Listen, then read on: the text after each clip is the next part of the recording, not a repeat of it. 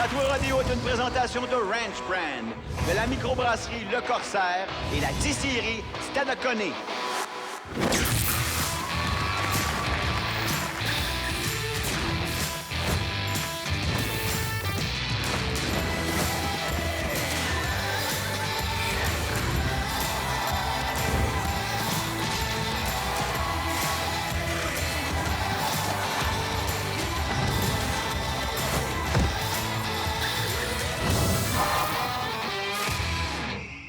De Sainte-Anne-de-Beaupré au Québec, RDS vous présente le 3e épisode de notre 5e saison de Tatoué Rodeo. Ici Martin Gauthier pour analyser l'action. Notre cowboy analyste Francis Breton. Salut Francis. Salut Martin, c'est un grand plaisir de me joindre à vous encore une fois. Cette semaine pour la description d'épreuves très spectaculaires du Rodéo Mont-Sainte-Anne. Aujourd'hui au programme de Tatoué Rodeo, la prise du Beaubillon en équipe.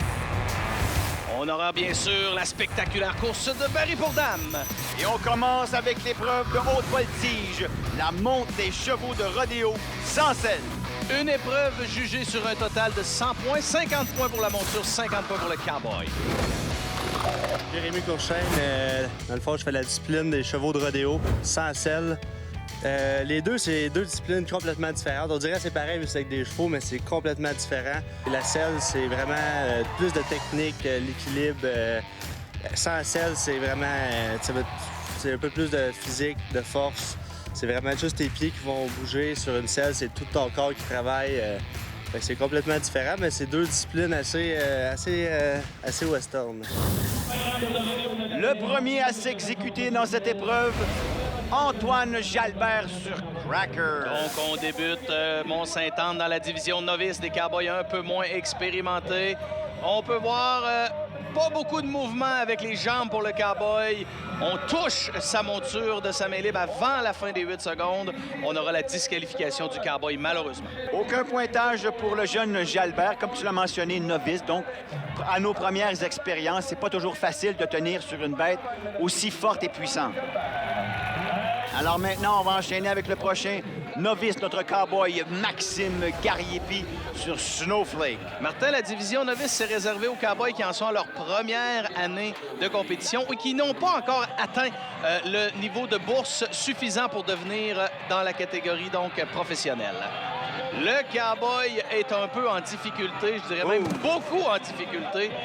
On l'a expliqué dans nos émissions précédentes, quand le cowboy descend du mauvais côté, ça se resserre dans la poignée. Le danger, dans le fond, des chevaux sans selle, le plus, c'est notre main, vu qu'on a un gant assez serré dans notre aiguine. On a un côté qu'on doit descendre. Si on est droitier, nous devons descendre du côté droit de la monture pour être sûr de ne pas rester pris. Car si nous tombons du côté gauche, c'est là que le plus souvent, mettons, on va rester pris, notre main se barre. Puis tant que le cheval ne sera pas en contrôle arrêté, bien, on ne sera pas capable de sortir notre main.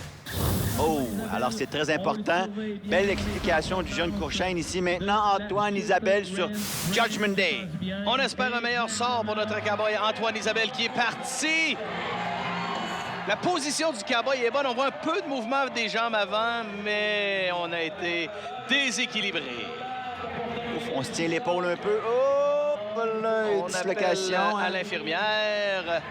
Donc, notre cowboy sera pris en charge. La reprise, on voit bien les deux jambes du même côté.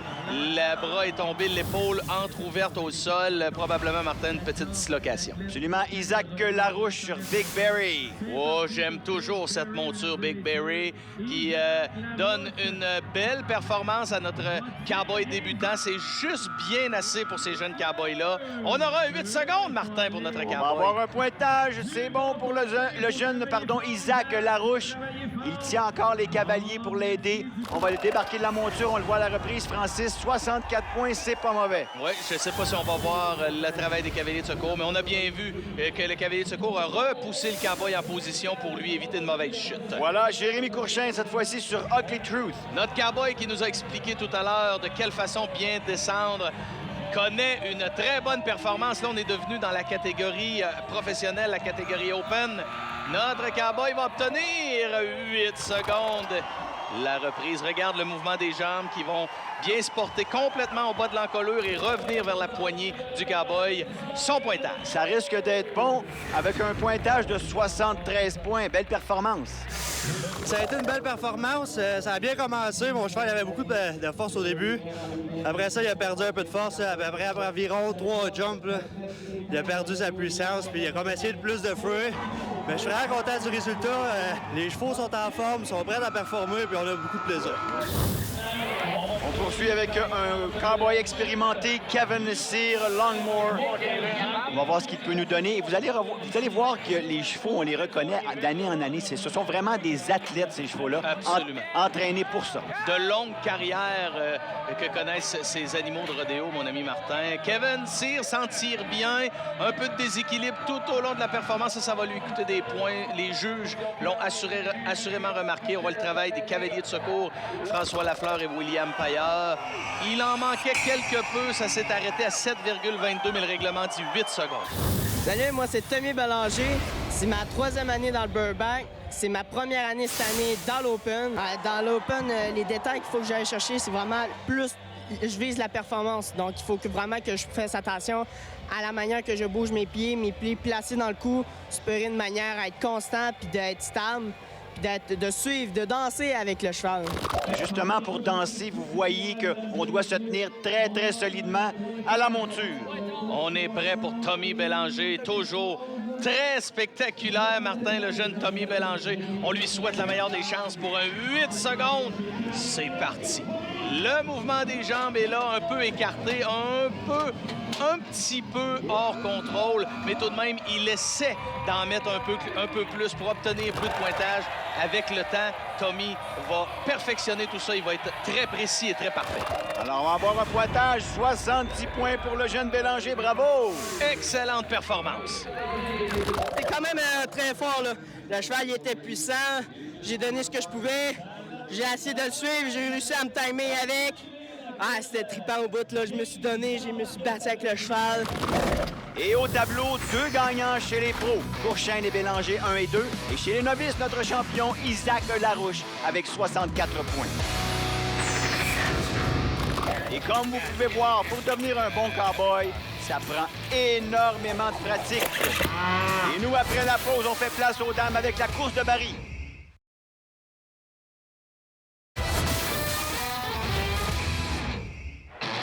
De retour au rodéo MSA. Pendant que l'on prépare la surface pour nos cavalières pour notre 2e épreuve, nous allons assister à l'épreuve réservée aux dames, qui est la plus spectaculaire du rodéo. La course de baril dans laquelle on va contourner un parcours en forme de trèfle. Tout cela chronométré au millième de seconde, dans lequel la monture est particulièrement importante. Moi, mon cheval, cette année, il s'appelle Tarzan. Lui, il commence à gauche. C'est un peu moins commun. Je dirais que la majorité des chevaux commencent le premier baril à droite. Moi, Tarzan, tout simplement, il est plus à l'aise du côté droit. Donc, je commence le premier baril à gauche parce qu'il y a une plus grande distance à courir là, sur le pied droit. Donc, c'est pour ça que nous, on commence à gauche. Et justement, on va voir la performance de Mme Dufour à l'instant. Martin, on contourne de belle façon les 2 premiers obstacles. La monture est très rapide. Camille va compléter la... Oh non! On a à la toute dernière fraction de seconde accroché avec son pied le 3e obstacle. On ajoute 5 secondes à sa performance. Et ça te place souvent hors du classement. Absolument, payant. absolument. C'est certain qu'elle ne fera pas d'argent ce week-end à Rodéo Mont-Sainte-Anne. Annie-Claude Dion-Derry sur Dream On a Moonstar. Une cavalière locale. Elle reste là à Mont-Sainte-Anne, Annie-Claude, devant une superbe foule. Elle a fait tomber l'obstacle numéro 2. Donc, elle aussi, on devra lui ajouter 5 secondes à son temps final. Temps de 16,764 plus 5 secondes. Je voulais juste avoir du plaisir. Je suis chez nous. J'ai un cheval que j'aime. On travaille fort. Puis pour mon équipe, je suis heureuse quand même. Je suis avec une belle mémoire d'ici. Autour cette fois-ci de Sabrina Guillemette sur VF Famous Effort. A toujours à surveiller VF Famous Effort dans chacune de ses courses dans un programme rodéo. On contourne le manège à toute allure dans un parc. Encore une fois, la caméra de Tatoué Rodéo est tombée au sol avec le baril. 16 630 et on ajoute 5 secondes. C'est mon initiation dans la course de baril femme en Open Rodéo. L'année passée, j'étais dans les jeunes, fait que c'est un grand saut pour moi. En plus, j'ai mon nouveau cheval, fait que c'est ma relève, puis on apprend à se connaître tranquillement. On regarde justement sa performance. Shanna Goulet sur Hanover Hill Artist. Quelle expérience pour ces jeunes cavalières devant une foule de près de 5000 personnes en cet après-midi à MSA. On a renversé un baril, mais on acquiert beaucoup de connaissances pour cette jeune compétitrice. Alors bravo, 17 680. Encore une fois, pénalité de 5 secondes pour avoir fait tomber un baril. On s'en va maintenant en soirée. Comme on dit, le party est pris. Ariane Charbonneau sur Muscle Bayou. Bonne cavalière d'expérience, une excellente monture, un terrain assurément très rapide en cette soirée rodéo. Regarde bien le chronométrage, Martin, elle complète. Aucune pénalité cette fois-ci, 16 174. Très bon temps pour la jeune Charbonneau. Sheila Gagnon sur Down Home Kisses. La très jeune et tout petite Sheila Gagnon de Saint-Évariste qui parcourt le manège à une vitesse extraordinaire. Le tout est complété. On la surveille, Martin. J'ai hâte que tu nous donnes son chronométrage. Et c'est sous la barre des 16 secondes. 15 910, c'est la meilleure marque. Regarde la reprise avec les détails du chronomètre. 4,10 pour parcourir jusqu'au premier obstacle. Et là, on est à un peu moins que mi-chemin. Un autre 4,11 secondes. 77 du parcours. Une autre ligne droite à terminer. Quelles bonnes informations grâce à la technologie vidéo. Jessie Noren sur Smooth Town Whiz. Ouais, une cowgirl ontarienne, son conjoint et lui dans la prise du Vaux-Lasso, la demoiselle dans la course de baril pour dames. Oh, là, par exemple, on a joué avec la vaisselle. On a pratiquement fait faire un tour au complet au baril. Il y aura 5 secondes. Et je ne pense pas, Francis, je pense qu'elle a passé du mauvais côté du baril. En plus. Regarde bien, ça, on regarde. Et en effet, elle s'entraîne alors une disqualification. Alors, aucun point, aucun pointage. On enchaîne maintenant avec Julia Baribeau Delwade sur Cartel Forever. Une jeune fille de Québec cette fois-ci, donc qui est aussi très rapide. Elle n'a que quelques performances d'expérience, mais elle conduit la monture comme une cavalière aguerrie. Le temps, Martin? C'est très bon, c'est 16 427, aucune pénalité. Alors, on est dans les bons temps, ça va bien. Excellent. Vanessa Bernard maintenant sur Famous. Oui, c'est parti pour Vanessa. Donc, une cavalière qui parcourt très bien les obstacles. Il faut être prudent puisqu'il faut passer très proche des barils, mais il ne faut pas les renverser. Ah, là, on a une petite chute de la monture. On a glissé un peu pour la cavalière. Et est-ce que la monture semble blessée? La monture semble correcte, Martin. Donc, je pense qu'il n'y a rien de grave. On la voit sortir du manège.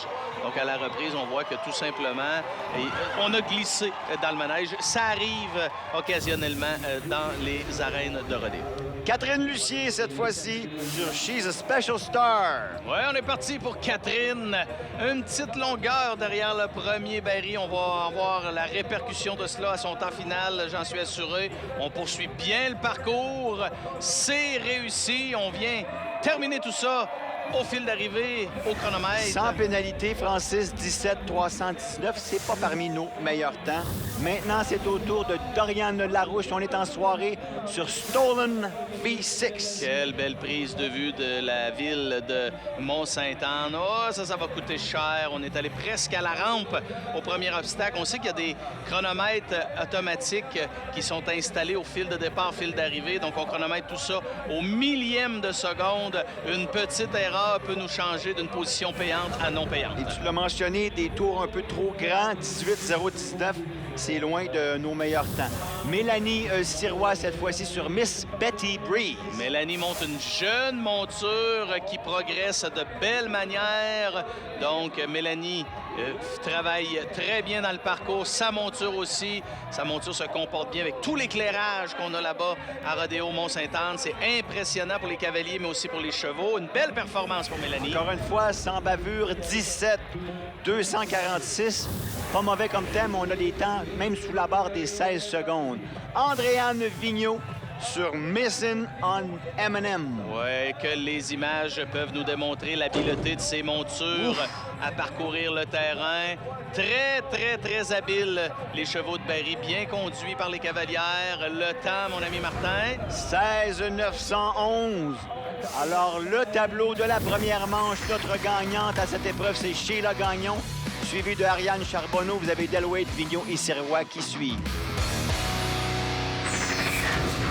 C'est Thomas Lagacé. Après la pause, la prise du Bouvillon en équipe sur RDS.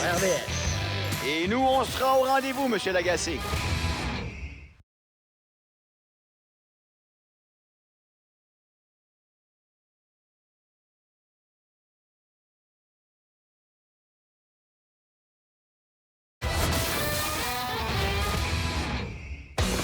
On est de retour au Rodéo Mont-Sainte-Anne et on tient à souligner le bon travail de M. Joey Tardif et toute son équipe de Rodéo du Québec. Troisième épreuve, la prise du Bouvillon en équipe. Martin, la prise du Bouvillon en équipe est la seule discipline 100% en duo, 2 chevaux, 2 cowboys et 1 Bouvillon. Le team roping, c'est bien simple. On a un animal, un steer d'environ 500 livres. Un cowboy doit attraper la tête, le faire pivoter de 90 degrés. L'autre cowboy arrive en arrière, doit y attraper les 2 pattes en arrière. Lui qui attrape la tête, on appelle ça un header. Lui qui attrape les pattes, on appelle ça un healer. Le tel plus vite gagne. Si le healer attrape seulement qu'une patte, il y a une pénalité de 5 secondes. Et puis, on a aussi le principe de la barrière qui est le même que dans les autres disciplines. On laisse une avance à l'animal d'environ 10 pieds. Si le header casse la barrière avant le veau, on a une pénalité de 10 secondes. Excellente explication. Vous allez comprendre en regardant les images. Nadeau et Paré ensemble. On commence avec une excellente équipe qui ont déjà plusieurs championnats à leur actif. C'est parti. Anthony attrape la tête du Bouvillon et les pattes arrière pour notre ami Michael. On a une patte et là, s'appliquera le règlement 5 secondes de pénalité pour une seule patte. Alors, bon travail malgré tout. C'est très bon le duo Nadeau et Paré. Ah, donc Martin, cette épreuve qui est de plus en plus populaire en Amérique du Nord, la plus grande croissance dans les épreuves du monde équestre, western, c'est dans cette épreuve qu'on la connaît actuellement. Guitare et Maranda. Oui, une autre excellente équipe. Francis attrape bien. Oh non, on a un attrapé illégal. On peut voir que les pattes du Bouvillon ont aussi été attrapées par le cowboy. Donc, on arrête la performance à ce moment-là. C'est la disqualification. Pas de pointage cette fois-ci. Maintenant, on y va avec Boucher et Pomerleau. Oui, notre ami Lambert Boucher, qui est le plus jeune compétiteur des épreuves de lasso ici sur le circuit de l'équipe de Rodéo du Québec. Il a seulement 14 ou 15 ans. On le surveille, regardez bien. Il est vraiment efficace et vraiment bon. Wow. Très belle attrapée. Son partenaire attrape les 2 pattes arrière et on obtiendra un premier chronométrage complet. Bravo! 9,4 secondes pour ce duo. Bravo! Et tout le monde est tout le temps très heureux quand notre ami Lambert réussit la performance. Regardez, il est techniquement très fort. Et notre ami Claude Pomerleau qui vient compléter donc la performance à l'arrière. Alors, le duo Briand et Briand. Oui, les frères Daniel et Sylvain. À noter que Daniel Briand est le seul cowboy québécois à nous avoir représenté en Oklahoma au IFR dans cette épreuve. C'est un gars qui a une école de roping dans la région de Saint-Cuthbert avec son frère qui attrape une seule patte. On aura 5 secondes d'ajouter. Parce que le temps était très rapide, 6,8. Malheureusement, une seule patte, on ajoute 5 secondes. On a joué un peu de malchance pour une seule patte. Maintenant, les Chatigny. Père et fils. William, le fils, va attraper les cornes comme header. On a un attrapé. Son père, Jocelyn, des écuries Chatigny, lui vient tenter sa chance. On a vu que le Bouvillon se laissait un petit peu traîner les pattes à l'arrière au lieu de faire des ponts, ce qui aurait facilité la tentative du deuxième cowboy à attraper les pattes arrière. On a vu les conditions météo qui changent. Ça peut être très difficile. Sur 3 jours de rodéo, la seule demi-heure qu'il y a plu, c'est à ce moment-là où moi et mon fils tentions notre chance. Et on a été un petit peu malchanceux. Et il faut en parler. Dans la pluie, ces épreuves de lasso deviennent très compliquées. Et on enchaîne maintenant avec Martel et Maisonneuve. Voilà, on a un attrapé à l'avant. Les pattes arrière, on en échappe une à la toute dernière fraction de seconde. On va ajouter 7,5. On ajoute un petit 5 secondes de plus, alors ça nous met à 12,5 secondes au total. Nous sommes en soirée maintenant pour M. McMahon et Hickey. Oui, donc des cowboys ontariens qui peuvent être très rapides dans cette épreuve. McMahon fait un très bon attrapé à l'avant. On attrape 2 pattes à l'arrière. Oui, monsieur. On doit mettre les lancers bien tendus. Monsieur le juge baisse son drapeau et on complète. 7,6. Excellente performance. Wow! Ça a été rapide. Vraiment, vraiment rapide. Oui, on poursuit maintenant avec Yannick Rivet et Derek Bisson. Donc, l'équipe meneur en 2024 sur le circuit à ce moment-là de l'année. On est parti, on a les cornes, les pattes arrière. Oh, que c'est rapide! C'est bon, ça va être très bon. Attendons de voir le temps. On les juge, oui, ça faut attendre 6,5. C'est vraiment, vraiment rapide. Oui, excellente performance. On est allé pour la gloire, c'est le dernier rodéo de la saison, fait qu'il fallait continuer à faire de l'argent. On est allé pour le tout pour le tout. Très content de la performance. Très belle performance en plus. Riopelle et le lièvre maintenant. Oui, donc on est prête pour Dylan Lelièvre et Alex Riopelle. Dylan, un jeune cowboy avec un très bel avenir sur le circuit de rodéo. On y va, on attrape les cornes à l'avant. On se place en position pour attraper les pattes arrière. On a quelque chose? 2 pattes. Oui, les 2. Oui, les 2, ça va être bon, ça. Attendons de voir le temps. 9,8 secondes, aucune pénalité. Ça va être un temps respectable, ça, Francis. Oui, absolument. Certainement gagner quelques dollars avec ça. Kinsman Noren. Oh, eux autres, ils peuvent être très rapides aussi. On les surveille. On devrait voir un lancer rapide aux cornes. Voilà, c'est fait. On pivote. Noreen aux pattes arrière. On a échappé. Une patte. 5 secondes de pénalité.